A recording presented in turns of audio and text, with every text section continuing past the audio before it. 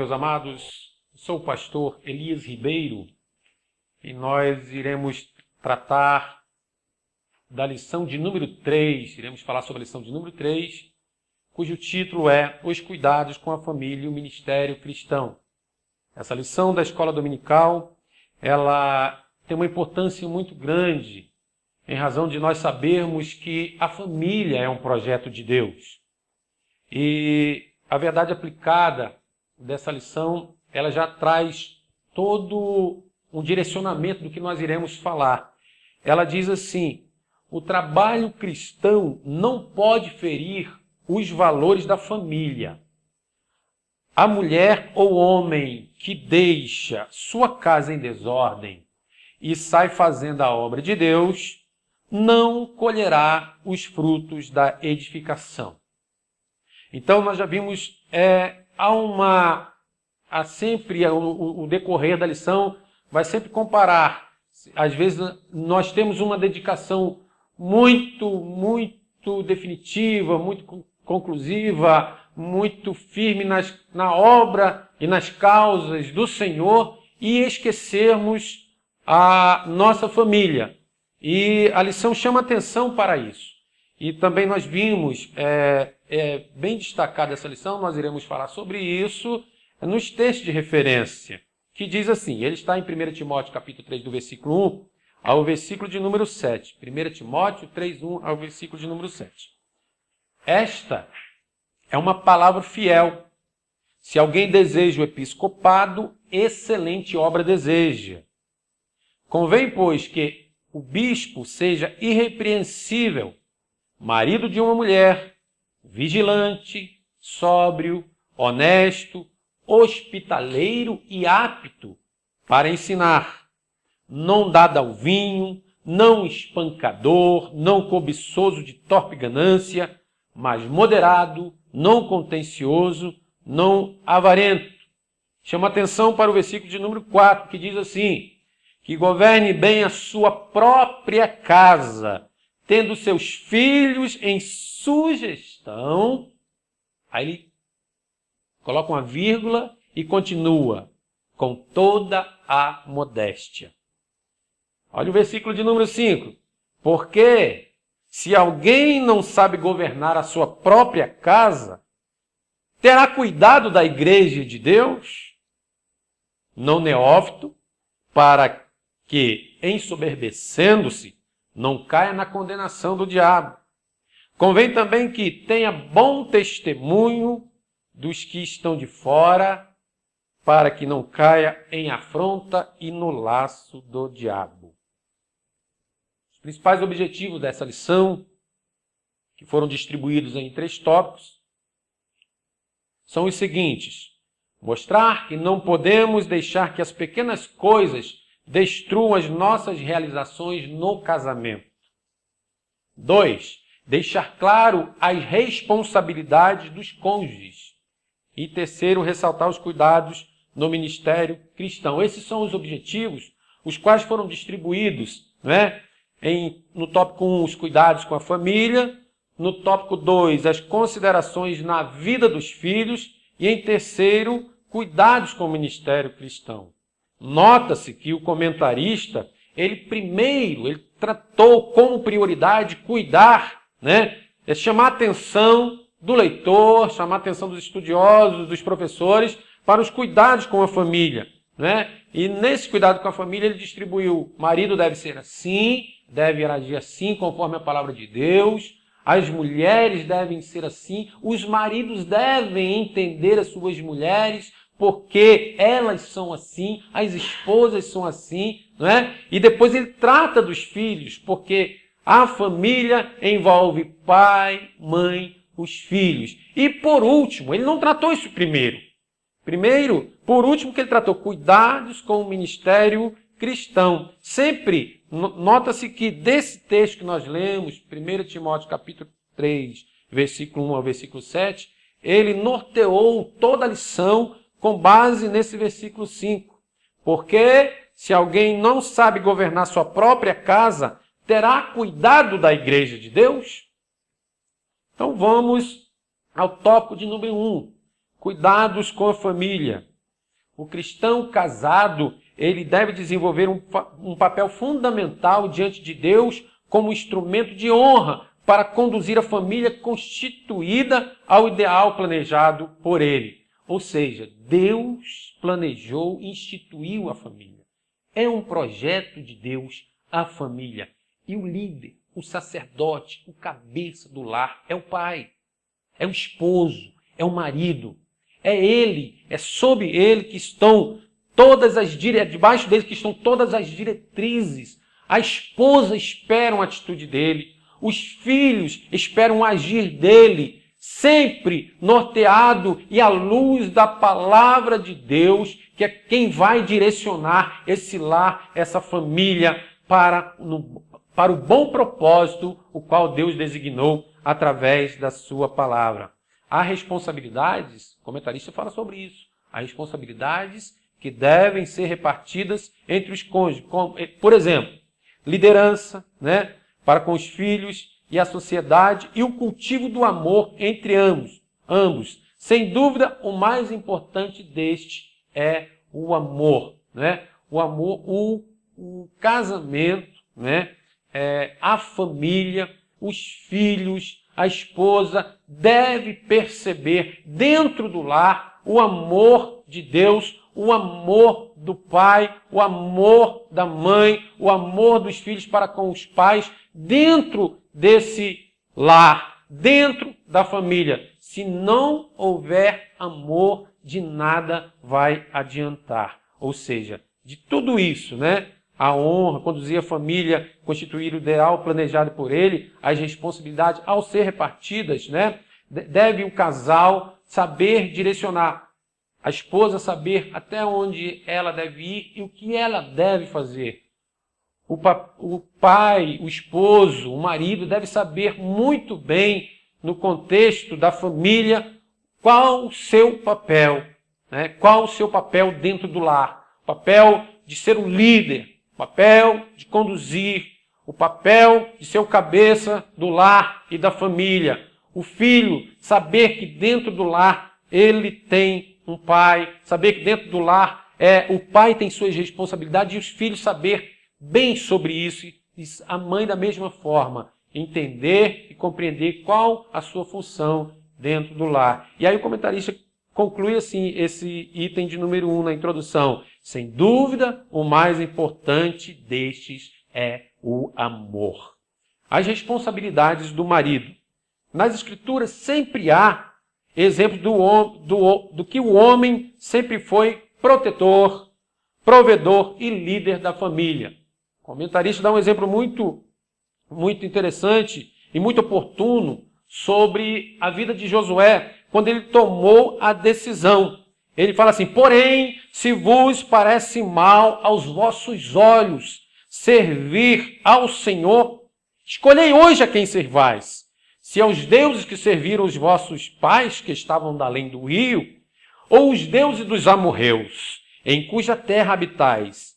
Aí ele conclui esse versículo assim: porém, eu e a minha casa serviremos ao Senhor.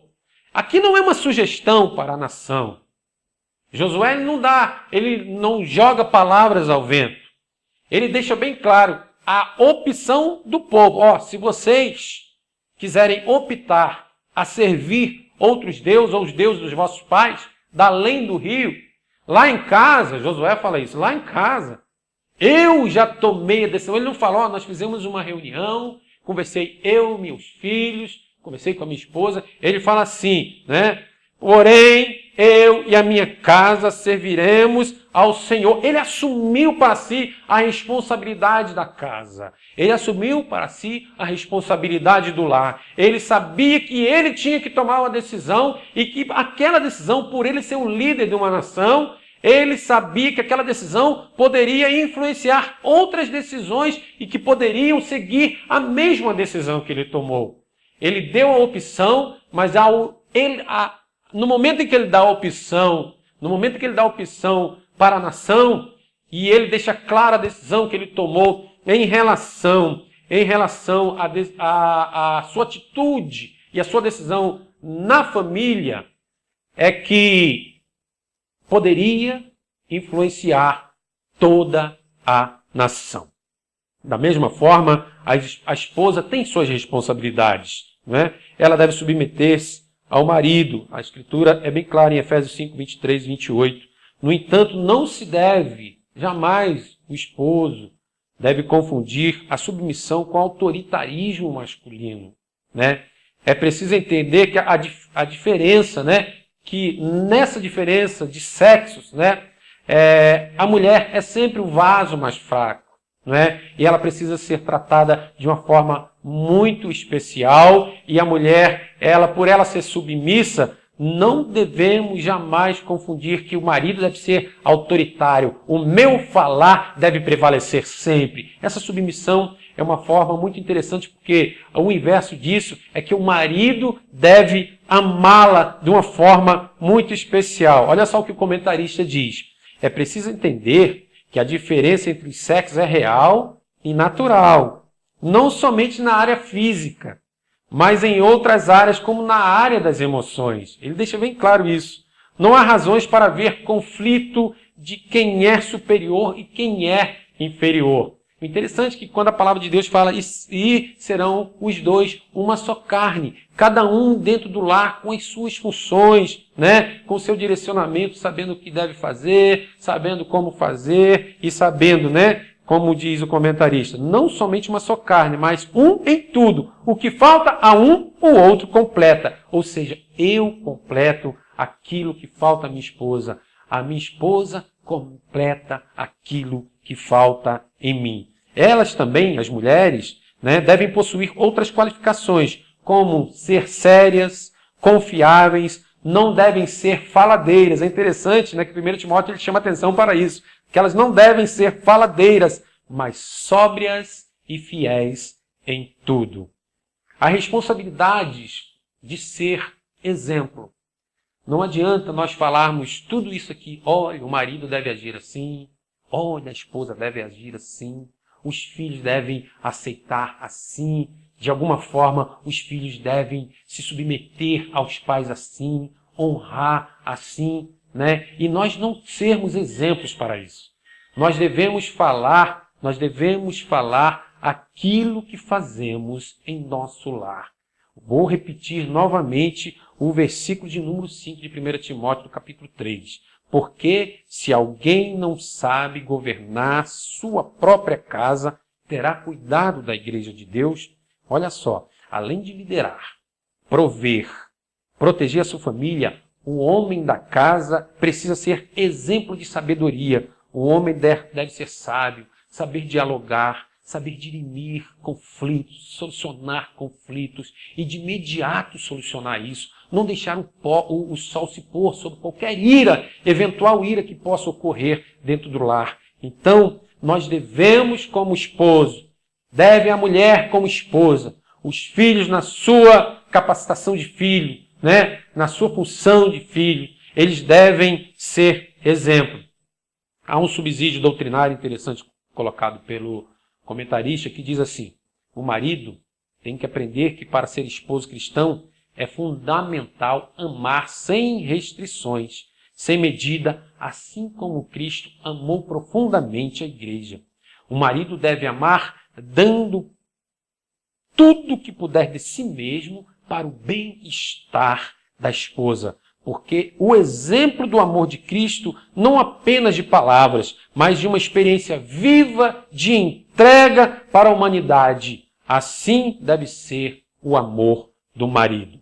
As considerações na vida do filho, ou seja, os filhos devem obedecer a seu pai. Os filhos devem honrar a seu pai. Isso tudo, o agir do filho, vai ter um reflexo lá na frente. Um dia esse filho vai ter uma família também. E tudo aquilo que ele fizer, tanto em relação ao pai, tanto em relação à mãe, vai refletir na sua vida estudantil, vai refletir na sua amizade, no seu ciclo de amizade, vai refletir no seu tratar, no seu modo de tratar professores, vai refletir na sua faculdade, vai refletir no início do seu trabalho, quando ele começar a sua vida secular, vai refletir quando ele estiver namorando, vai refletir quando ele estiver noivo, no seu casamento, ou seja, toda a obediência, a honra aos pais, ele terá um reflexo positivo, porque isso condiz com a palavra de Deus. É isso que Deus determinou para o filho, honrar o pai,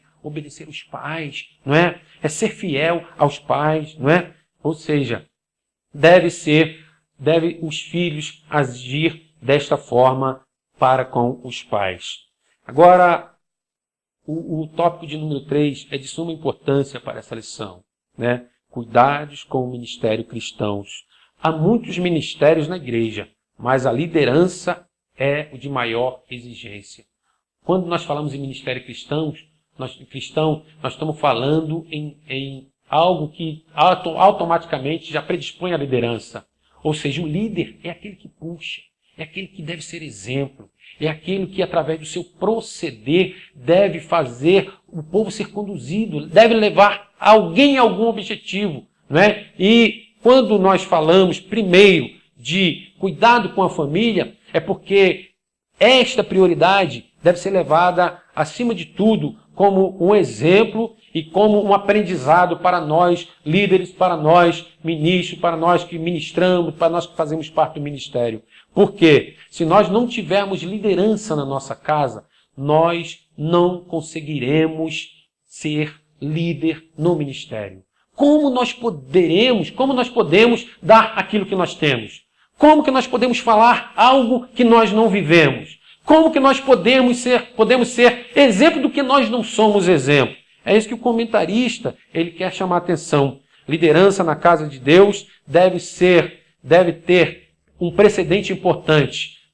Liderança, para ser líder na casa de Deus, deve-se haver liderança no seu próprio lar. Liderança sobre sua esposa, liderança sobre seus filhos. Ou seja, eu devo ter capacidade de levar o meu lar a um objetivo. E o objetivo é levar o meu lar ao céu. Quando eu chegar ao céu, eu saber que a minha esposa vai subir comigo, saber que meus filhos estarão comigo eternamente com Cristo Jesus, o nosso Senhor. Eu fazendo assim, as outras coisas virão automaticamente. Ou seja, o meu ministério será abençoado, a minha vida será abençoada.